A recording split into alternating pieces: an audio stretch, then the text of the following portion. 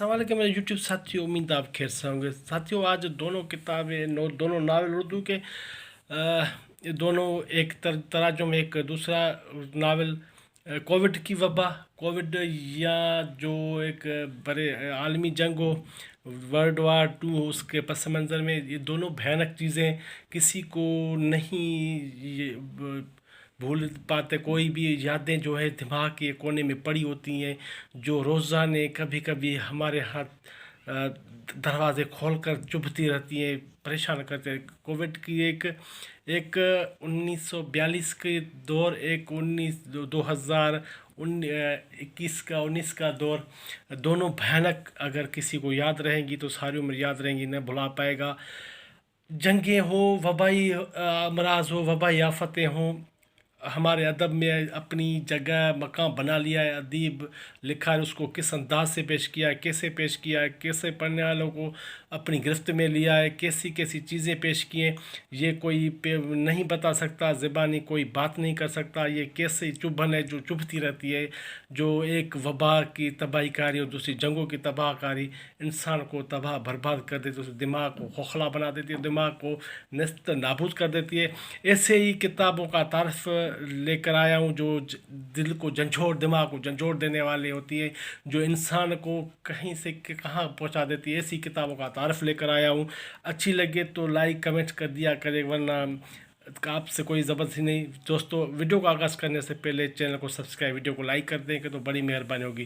ساتھیوں، خاص اس ناول پر بات یہ ہے، شہر خالی کوچہ خالی، کرونا وبا کے شب و روز، ایک ناول مستنصر حسین تارڑ کا۔ یہ ناول کرونا کی وبا ایسی وبا آئی تھی جو ہر چیز کو ایک مخصوص بند کر کے رکھ دیا تھا، کچھ خالی نہیں تھا۔ ایسے ہمارے ادیب، ہمارے لکھاری کیسے پیچھے ہٹ سکتے ہیں؟ مستنصر حسین تارڑ پاکستان کے بڑے رائٹر، بڑا نام، ویسے تو سفر ناموں کے حوالے سے مانا جاتا، لیکن ان کا بہاؤ ناول تمام تاریخی ناول، اور یہ بھی ناول اپنی جگہ پہ تاریخی حیثیت رکھتا ہے۔ یہ بھی میں نے منگوایا تھا۔ یہ ادارے کی کتابیں بہت مہنگی ہوتی ہیں، لیکن معیاری ہوتی ہیں، اور لوگ لیتے ہیں۔ اگر آپ بھی منگوانا چاہیں، جس کی قیمت 800 روپے، لیکن آپ کو اب مل جائے تو آپ کو 1200-1500 سے کم نہیں ملے گی۔ انصاف کرتے ہیں وہ جو نامساعد حالات میں کرونا کی وبا کے سامنے صرف آ رہا ہو گیا، اپنے ہم وطنوں کی زندگیاں بچانے خاطر خود موت کے منہ میں چلے گئے، اور جنہیں کوئی نشان حیدر نہ ملا، ان کے نام۔ کیا بات ہے! یہ شہر خالی، جادہ خالی، کوچہ خالی، کھانا خالی، جام خالی، سفر خالی، ساگر و پیمانہ خالی، کوچ کر دو دستہ دستہ آشیانہ، اند لیوان باغ خالی، باغچہ خالی، شاخہ خالی، لانہ خالی۔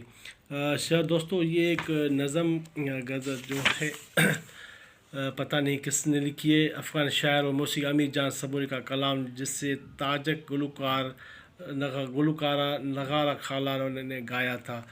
یہ جو افسوسناک ساتھیوں، مستنصر حسین تارڑ نے یہ ایک جو ہے افغان شاعر اور موسیقی امیر جان صبوری کا کلام، جسے تاجک گلوکارہ نگارہ خان نے گایا تھا، وہ بھی ایک تنہائی وبا کی پس منظر میں افسوس دنیا پر، جہاں دوست سے ڈر رہا ہے، جہاں پیاس پھول باغ سے ڈری ہے، جہاں عاشق اپنے معشوق آواز سے ڈر رہا ہے، جہاں موسیقاروں کے ہاتھ تاز ساز سے ڈر رہے ہیں، شہ سوار آسان و ہموار راستے سے ڈر رہا ہے، اور طبیب بیمار کو دیکھنے سے ڈر رہا ہے۔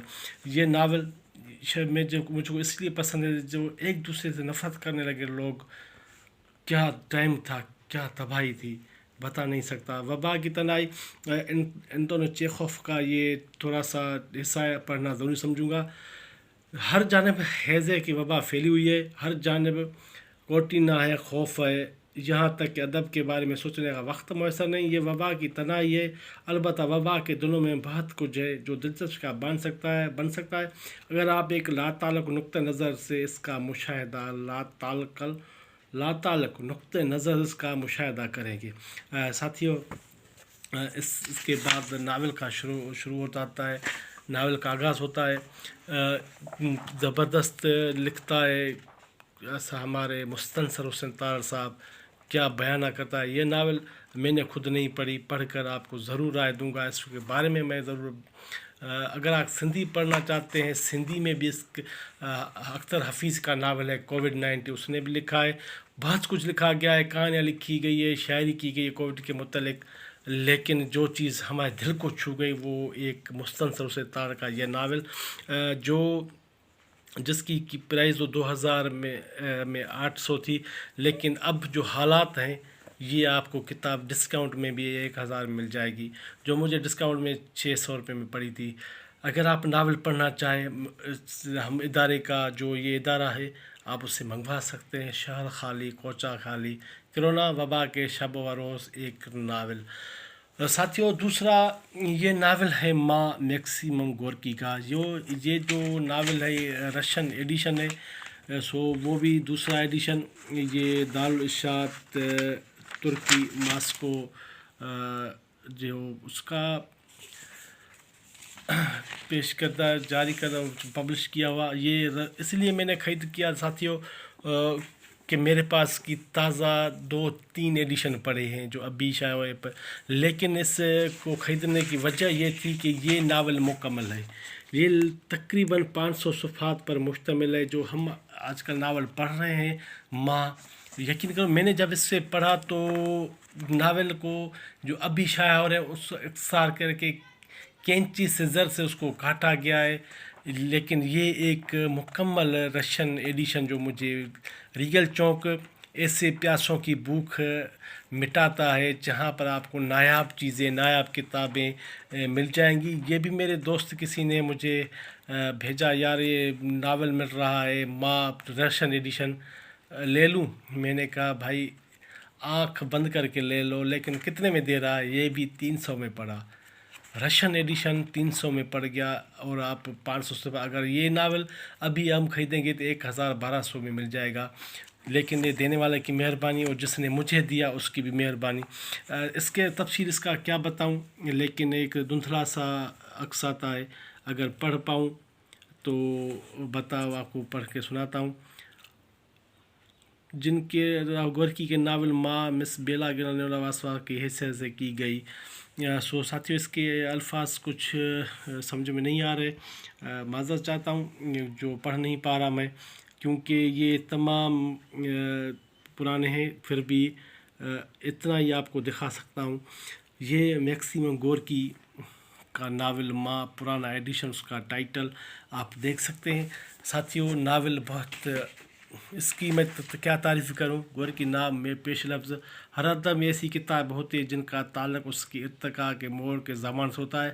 گورکی کا ناول ماں ہم روسیوں کے لیے ایک ایسی کتاب ہے، خود مصنف نے تو اس کو کہانی کہا تھا، لیکن ہمارے زمانے میں اس کو ناول کرنا زیادہ اچھا ہوگا، کیونکہ ناول بیانہ قسموں کی تصانیف میں سب سے زیادہ اہم اہمیت رکھتا ہے۔ ناول ماں روس میں 1907 میں شائع ہوا، اس وقت اس کی مصنف 40 سے زیادہ ہو چکی تھی، اس لیے سماج سرگرمیوں 15 سال تک رستہ ہو گیا۔ ساتھیوں، یہ ناول دونوں پڑھنا چاہے آپ کے سامنے ہیں۔ جاتے جاتے ویڈیو کو لائک اور چینل کو سبسکرائب کریں گے تو بڑی مہربانی۔